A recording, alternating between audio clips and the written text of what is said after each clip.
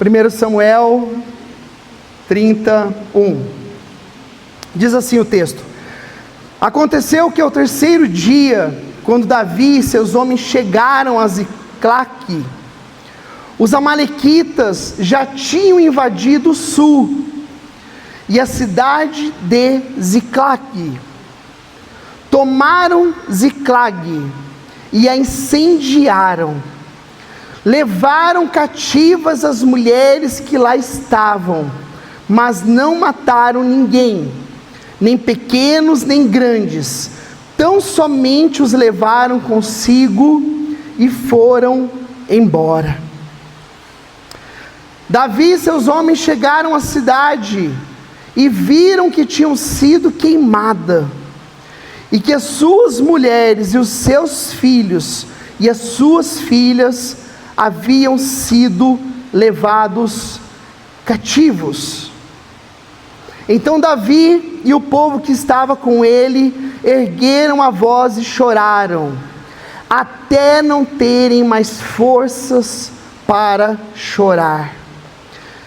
Também as duas mulheres de Davi tinham sido levadas, Ainoã, a Jezreelita, e Abigail, a viúva de Nabal, o carmelita. Meu Deus. Davi volta com um exército de campo de batalha. E de repente, quando ele chega à cidade de Ziclague, uma notícia terrível ali para ele e para aqueles homens. Na verdade, eu imagino a angústia, eles voltando do campo de batalha e de longe já vendo a cidade em chamas, vendo a fumaça, vendo fogo. Eu imagino o coração desses homens que tinham acabado de pelejar, e ao voltar para o seu refúgio, se dão conta que o canto deles já não existia mais. E muito pior do que a cidade em chamas, muito pior do que um prédio, um edifício, uma casa em chamas, uma propriedade em chamas, seus filhos não estavam mais lá, suas mulheres não estavam mais lá, as pessoas que eles mais amavam, a família já não estava mais lá.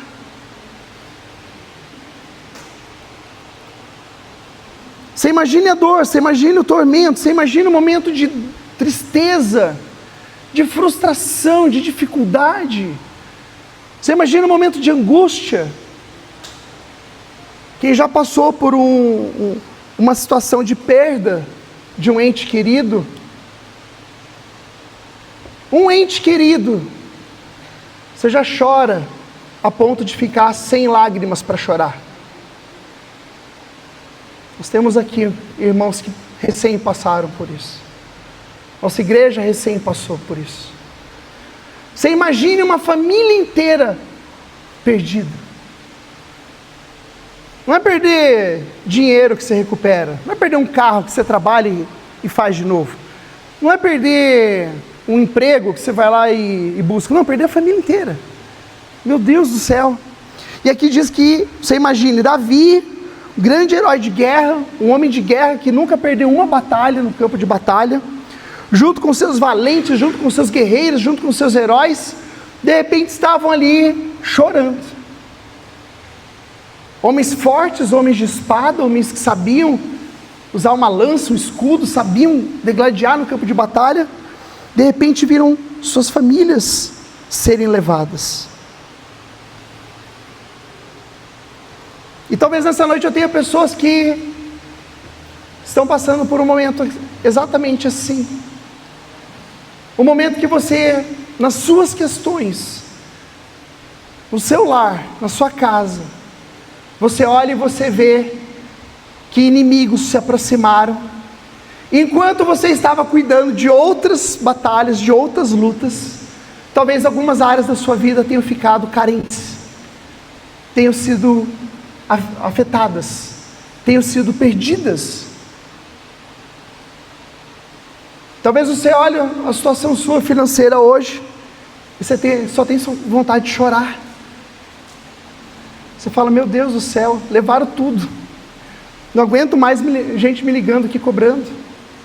Talvez você olhe uma situação de saúde sua hoje e fale: meu Deus, eu não consigo mais fazer isso, eu não consigo mais fazer aquilo, estou restrito, não posso mais comer isso, não posso mais dormir tanto, não consigo mais.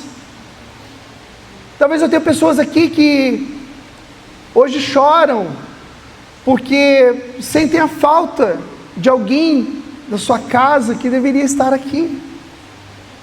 Um irmão, um filho, um pai, um tio, um avô, alguém precioso que ainda não está aos pés de Jesus, que foi de alguma maneira levado pelo inimigo e que ainda não está com o Senhor. Foi mais ou menos isso que aconteceu aqui com Davi, foi mais ou menos isso que aconteceu aqui com esses homens.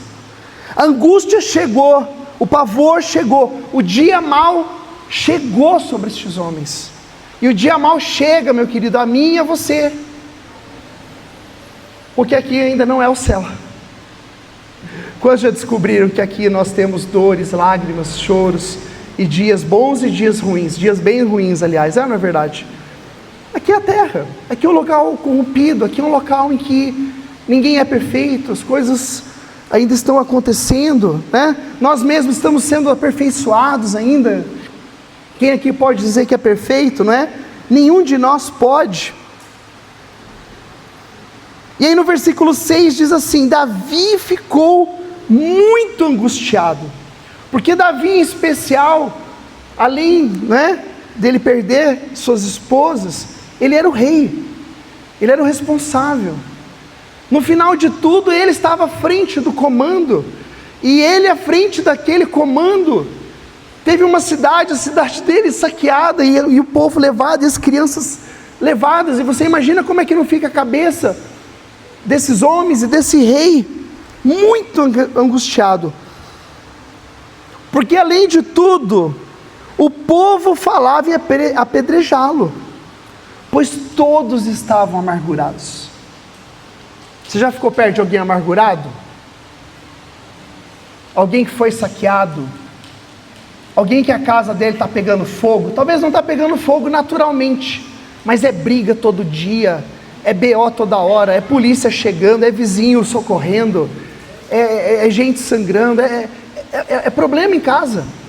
Ninguém dorme direito, ninguém sabe o que vai acontecer amanhã, ninguém sabe se vai ter comida amanhã, não tem paz naquela casa, não é? Como é difícil, porque quando a pessoa está amargurada, o que ela destila, o que ela põe para fora? Ela põe a amargura. Você já comeu uma fruta amarga? Já comeu alguma coisa amarga? Você vai comer uma fruta docinha, né? Uma esperança, assim, um caqui.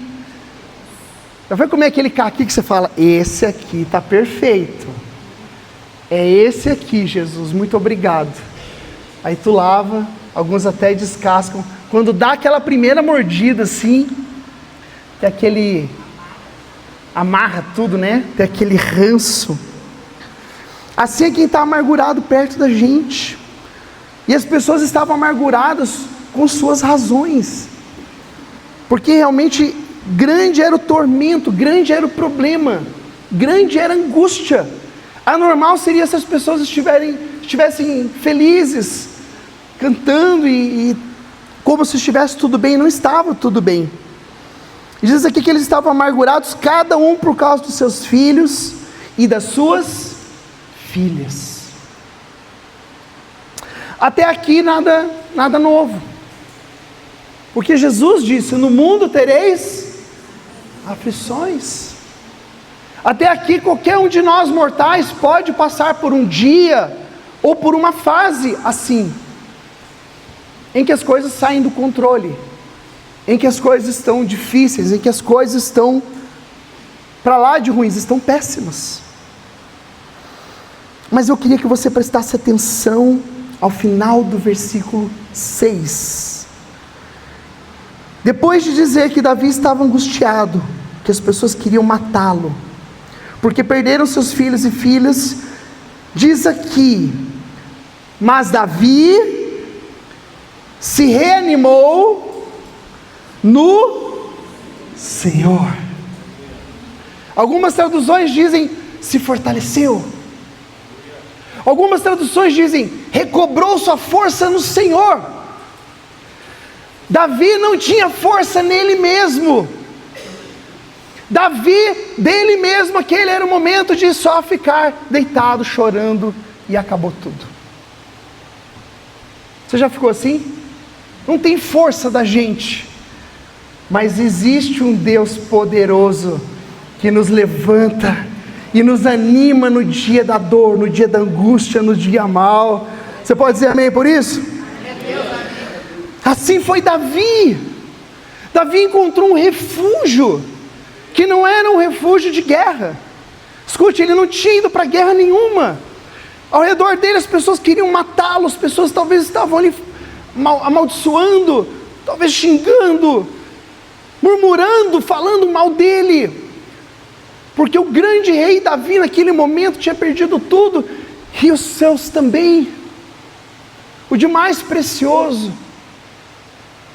Mas Davi nesse momento, ele sabia que havia um lugar, somente um lugar, onde ele poderia estar escondido e ao mesmo tempo revigorado para depois dessas notícias.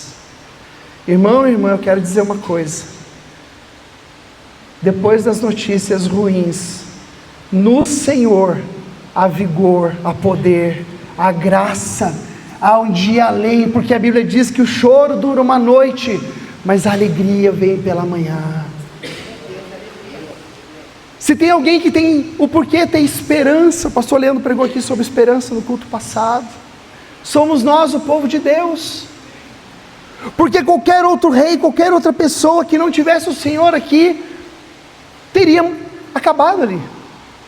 O reinado teria acabado ali. Qualquer outro rei possivelmente teria morrido ali. Mas Davi sabia que havia um lugar no eterno. Não era um local em que homens poderiam fazer algo por ele. Eu não estou dizendo que há problema pedirmos ajuda, porque a Bíblia fala sobre o conselho, o valor do conselho. A Bíblia fala sobre não andarmos sós. A Bíblia fala sobre a sabedoria, né? Na multidão de conselhos, a sabedoria. Mas Davi não podia ficar nesta hora esperando. Davi ele não tinha tempo, ele não tinha força, ele não tinha condição de aguardar nada. Ele precisava de uma resposta rápida e uma resposta certeira, porque o que de mais importante havia sido levado. Sabe, tem coisa que a gente pode abrir mão. Tem coisa que às vezes assim, caiu um copo aqui, quebrou, não estou nem aí. Mas tem coisas que nós não podemos abrir mão, tem coisas que nós não podemos desistir. E esse era o momento que talvez muitos desistiriam até da fé. O que você faz quando as coisas estão indo mal, irmão? Pastor, eu fico uns 6 meses sem aparecer na igreja. Só quando melhora que eu volto. Será que isso é se revigorar no Senhor? Pastor, eu já falei com meu marido, estou orando por ele, faz 10 anos, até agora nada. Quer saber? Não vou orar mais. Será que isso é se revigorar no Senhor? Será que não orar pelos nossos nos revigora, nos reanima, nos fortalece? Às vezes nós fazemos como quem está de mal com Deus. Não, eu estou pedindo já, pastor Leandro. Acredita? Faz 2 cultos já que eu estou pedindo, eu não recebi até agora. Que Deus é esse? Isso não é se revigorar no Senhor. Nós precisamos permanecer firmes, e na hora da angústia, na hora da dor, saber a quem recorrer. E há coisas que sim, nossos irmãos e a igreja estão aqui para recorrermos, mas acima de qualquer homem, qualquer situação, qualquer outra possibilidade, o Senhor tem a resposta certa, o Senhor tem a provisão certa, o Senhor é o Deus que abre portas e que faz coisas muito além do que podemos pedir ou pensar. Ele é Deus, Ele é Deus. Davi fez isso, Davi se reanimou no Senhor. Que coisa! Olha o que ele fez, como é que ele se reanimou no Senhor, versículo 7. Davi disse a Abiatar, o sacerdote. Com quem ele falou? Com o sacerdote, com aquele que era a ponte entre os homens e Deus, aquele que fazia conexão. Naquele tempo era assim, tinha que passar pelo sacerdote. Ele chamou o sacerdote, veja bem, ele não se afastou do Senhor, ele chamou o sacerdote e disse assim: traga aqui a estola sacerdotal. Talvez no pior momento da vida dele até ali, ele pediu a estola. O que é estola, pastor? A estola era uma roupa que somente o sacerdote poderia vestir. A estola era uma roupa especial. Isso está em Êxodo capítulo 28, versículo 3 e 4. Vamos para lá. A estola era uma roupa que não era qualquer um que podia vestir. A estola não era uma roupa que estava à venda. Êxodo 28, 3 e 4. A estola não era um adorno simplesmente de beleza, de riqueza. A estola era uma roupa que ela simbolizava a glória do Senhor. Preste atenção, no pior momento de Davi, no momento de decisão em que ele não podia errar, ele não podia falhar, porque a vida de todos que ele e os seus amavam estava em jogo, ele mandou trazer a roupa, que era a roupa em que se fazia a mediação entre Deus e o povo de Israel. Quando o sacerdote ele ia entrar na tenda da adoração, ele precisava estar adornado, ele precisava estar com esta roupa. Era uma roupa diferente, não porque a roupa tinha algum poder em si, mas porque a roupa, ela mostrava alguns valores do reino de Deus. Êxodo 28, 13 e 4. Diga também a todos os homens hábeis que aqui enchi do espírito de sabedoria, que façam vestes para Arão. Arão foi o primeiro sacerdote, o primeiro sumo sacerdote, para consagrá-lo, para que sirva no ofício sacerdotal. As vestes que farão são estas: um peitoral, uma estola sacerdotal, uma sobrepeles, uma túnica bordada, mitra e cinto. Farão vestes sagradas para o seu irmão Arão e para os filhos dele, para que me sirvam como sacerdotes. E a partir de Arão, esta roupa, ela passou a ser passada para os próximos sumos sacerdotes, para os filhos que sucederam Arão. Por isso Davi falou ali exatamente com o sacerdote da vez, com o sacerdote daquele tempo, que era o homem que deveria usar esta roupa. Essa era uma roupa que era usada no tabernáculo para buscar a Deus pelo povo. E olha que coisa, volte comigo em 1 Samuel capítulo 30. 1 Samuel capítulo 30. Traga a estola sacerdotal, diz ali o versículo 7. E Abiatar trouxe a Davi.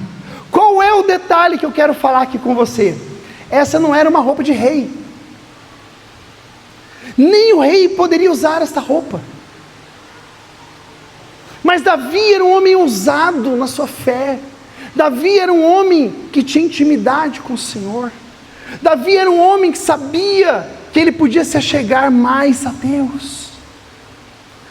Por isso, naquele momento em que ele precisava tanto do Senhor, ele não saiu tirando a sua espada e partindo para a guerra. Ele não saiu revoltado com a situação. Ele não saiu bravo, vou sair. Não. Ele não foi de qualquer jeito. Ele foi se revestir da estola do sacerdócio. Meu Deus. E então diz o versículo 8: então Davi consultou ao Senhor. Já com a estola, já com a roupa de sacerdote, ele foi consultar ao Senhor. Ele foi fazer o que estava na cabeça dele? Não ou não? Não. Ele foi fazer o que os melhores livros falam? Também não. E não tem problema você ler bons livros para adquirir sabedoria. Ele foi consultar outros deuses? Também não. Ele foi comprar o favor de Deus? Ó Deus, então para recuperar isso aqui eu vou te dar aqui uma oferta aqui para o Senhor fazer um milagre. Ele foi fazer isso, gente? Não. Mas ele se revestiu do sacerdócio. Está entendendo? Ele se revestiu daquele manto. Ele se revestiu daquela roupa, que era uma roupa simbólica de busca a Deus, de entrar na presença de Deus. Era uma roupa simbólica de santidade, porque o sacerdote tinha que ser um homem com a vida extremamente santa, com a vida extremamente reta. E Davi não era nenhum santo. Davi era um homem com muitas falhas, muitos pecados. Mas graças a Deus, Deus usa pessoas imperfeitas, amém? Quem pode dar glória a Deus por isso, amém? Deus usa homens e mulheres imperfeitos. E aqui diz que ele foi consultar ao Senhor dizendo: devo perseguir este bando? Porque, irmão, tem coisa que não vale a pena a gente perseguir. Tem coisa que não vale a pena a gente lutar, a gente brigar. Tem coisa que quando a gente perde é livramento de Deus, é graça de Deus, é favor de Deus. Mas tem coisa que nós não podemos abrir mão. Tem coisa que nós precisamos entender o que Deus está dizendo.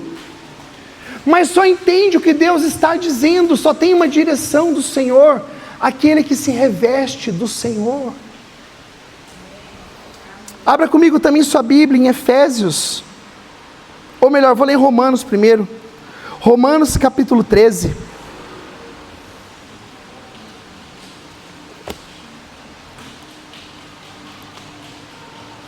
Romanos capítulo 13, versículo 14. Romanos 13, 14.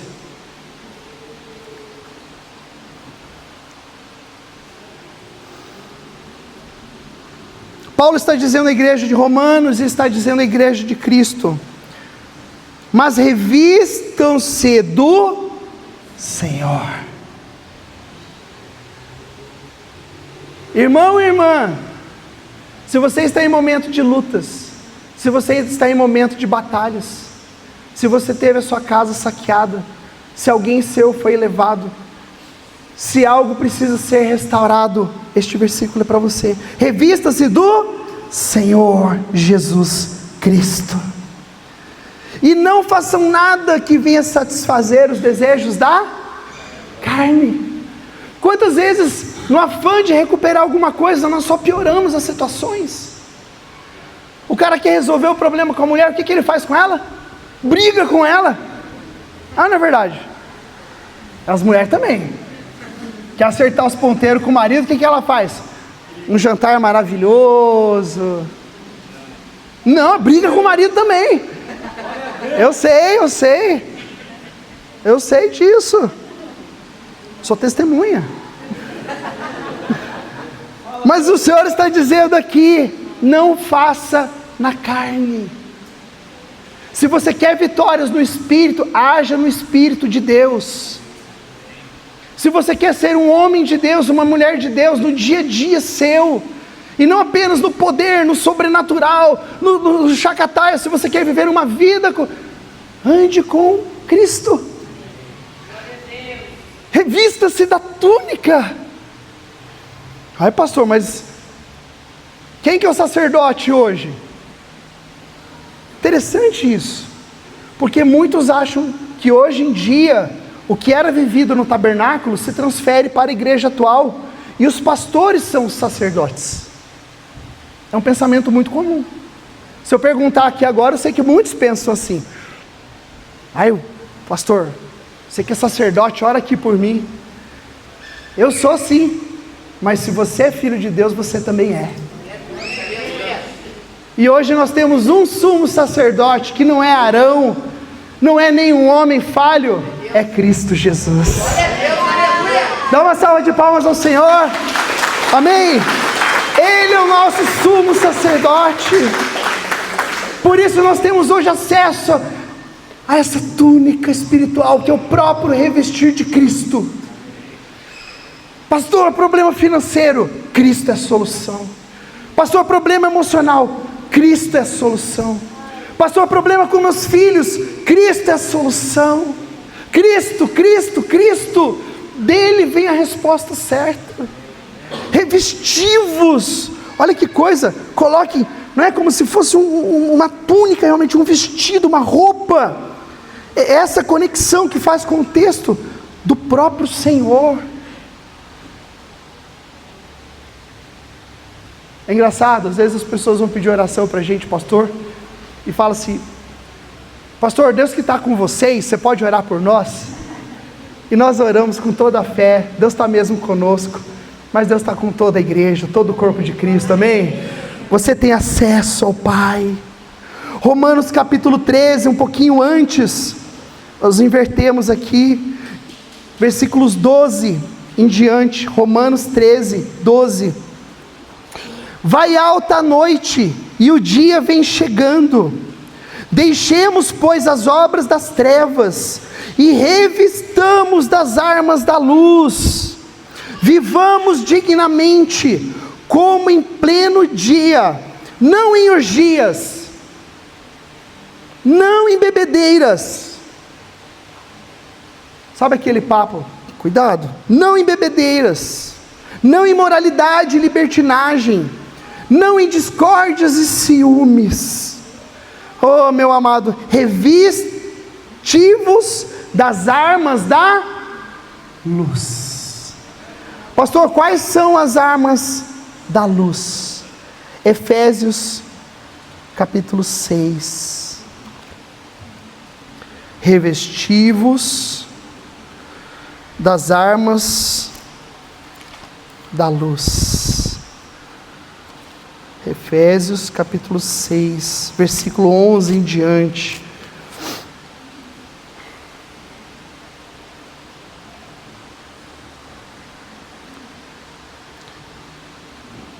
Vamos ler o 10. Quanto ao mais, sede fortalecidos no Senhor e na força do seu poder. Sua casa foi saqueada, está pegando fogo, você não sabe a resposta. Seja fortalecido no Senhor, seja fortalecido em Deus. Versículo 11: vistam-se com toda a armadura de Deus, para poderem ficar firmes, reafirmo, firmes contra as ciladas do diabo. Amados, nós não podemos ignorar a existência de Satanás e dos seus demônios. Há discursos que hoje correm pelas igrejas e que têm trazido grande dano ao povo de Deus. E um desses discursos é que não dá para espiritualizar as coisas. Cuidado com isso. Não dá para misturar as coisas. Escute, há sim uma parte que é natural. Assim, uma parte que é responsabilidade nossa, fruto de más colheitas, escolhas erradas, decisões ruins que tomamos na vida, nós tomamos na nossa carnalidade, na nossa fragilidade, na nossa falta de capricho, de zelo, mas há sim também um inimigo chamado diabo. Por isso é que Paulo está dizendo que nós temos que nos revestir. Por quê? Porque o inimigo lança ciladas, o inimigo lança ataques, O inimigo lança problemas, situações, coisas que nem parecem que vêm do diabo, e vêm do diabo. Cuidado para não ignorar isso. A minha mulher está meio estressada. Às vezes está mesmo. Às vezes está estressada por uma ação maligna na cabeça dela. E o que vai resolver é oração, é jejum, é busca a Deus, é batalhar por ela, é batalhar por Ele. É tomarmos as armas que o Senhor diz aqui e partirmos para a batalha, não contra homens, porque a nossa luta não é contra as pessoas. A minha luta não é com o meu irmão que está aqui no banco, a minha luta não é com ninguém, a minha luta é com o diabo, a minha luta não é contra alguém da minha casa, é contra Satanás. E diz aqui, porque a nossa luta não é contra a carne ou sangue, mas contra os principados e as potestades, contra os dominadores deste mundo tenebroso, contra as forças espirituais do mal nas regiões celestes. Por isso, peguem toda a armadura de Deus, para que vocês possam resistir no dia mau, e depois de terem vencido tudo, permanecer inabaláveis. Igreja, que armadura é essa? Você conhece o texto, né? Essa armadura é a mesma estola sacerdotal. O princípio é exatamente o mesmo, é revestir-vos de Cristo. Cristo em nós, diz a Bíblia, a esperança da glória. Cristo em nós, a esperança da glória. A esperança não está no pastor. Nos desculpe, mas se você esperar de qualquer pastor aqui, você vai se frustrar, e muito. A esperança não está na igreja, eu acredito. Embora tanto aqui os pastores quanto a igreja, nós acreditamos que podemos e buscamos ser instrumento de Deus para a sua edificação, para a sua salvação, mas a esperança não está neste nome, nessa igreja, eu acredito. Nós somos só um canal, nós somos só um instrumento de Deus. A esperança, o pastor Leandro falou aqui semana passada, a esperança não está na política.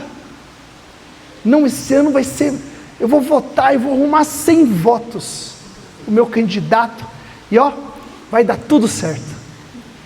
Você vai se frustrar, e bastante, eu não estou profetizando coisa ruim não, mas é porque os homens nos decepcionam, os homens são falhos, mesmo que entre alguém com muita vontade, com muito desejo de fazer as coisas certas, lá, o próprio sistema não deixa fazer muita coisa certa, então é complicado, é muito difícil. Mas se você se revestir das armaduras de Deus, você está pronto para resistir às batalhas e lutar novamente. Diz aqui, eu preciso ler aqui com vocês, vou ler rapidamente, versículo 14: portanto fiquem firmes, cingindo-vos com a verdade e vestindo a couraça da justiça.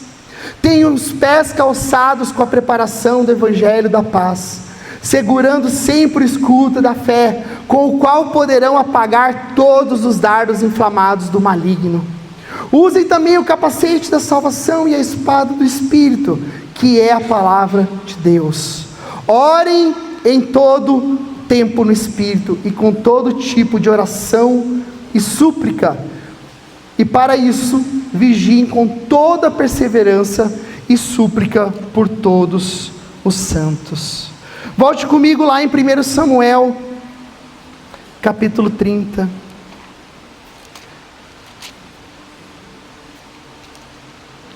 1 Samuel, capítulo 30, nós estamos fechando aqui. Nós lemos até o 8, né? Então Davi consultou o Senhor dizendo: devo perseguir este bando?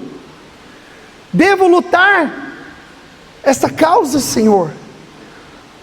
Porque ele tinha o sacerdócio dele ali, o acesso. Ele teve a resposta do Senhor, e o Senhor respondeu: persiga o bando, porque você certamente o alcançará e libertará os cativos. Quantos querem receber do Senhor uma palavra? Vai na tua força, eu sou contigo. Amém? Quantos querem ir atrás daquilo que não devia ser saqueado, daquilo que é de Deus para você? Quantos querem se dispor, não para viver uma fé apenas contemplativa, mas uma fé de atitude, uma fé de que a gente crê no Senhor, e quando Ele confirma, quando Ele fala, isso é isso que eu quero, a gente não fica só sonhando e esperando acontecer, a gente vai para os campos da batalha.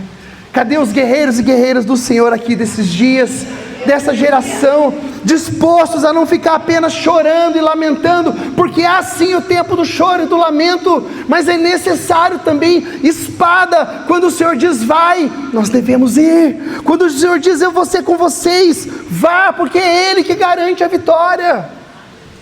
Oh meu irmão, isso aqui é um tesouro tão grande. Se o Senhor falar vai, eu estou com vocês, já era. A vitória está concedida. Eu quero convidar você a ficar de pé comigo, e eu vou ler aqui o versículo 17 para a gente ir encerrando. Abra sua Bíblia, leia comigo aí, 1 Samuel 30, 17. Davi os atacou. Quando Deus falou para ir, ele foi, e ele lutou, e ele perseverou. Pergunta para o seu Deus, pergunta para o Senhor em Cristo, com acesso através de Cristo, se você deve, mulher, lutar pelos seus filhos. Pergunta se você deve lutar pelo seu marido, que talvez não está hoje aqui, está talvez no caminho errado. Pergunta se ele quer mudar essa situação, e se ele falar sim, eu quero, faça como Davi. Davi os atacou e lutou contra eles desde o crepúsculo até o dia seguinte, e nenhum deles escapou, a não ser 400 moços que montaram em camelos e fugiram. Assim, versículo 18, Davi salvou tudo. Leia comigo aí. Assim Davi salvou tudo. Tudo o que, pastor? Tudo que os amalequitas tinham levado. E também salvou suas 2 mulheres. Não lhes faltou coisa alguma, nem pequena, nem grande, nem filhos, nem filhas, nem despojo, nada do que lhes havia sido tomado. Davi trouxe tudo de volta.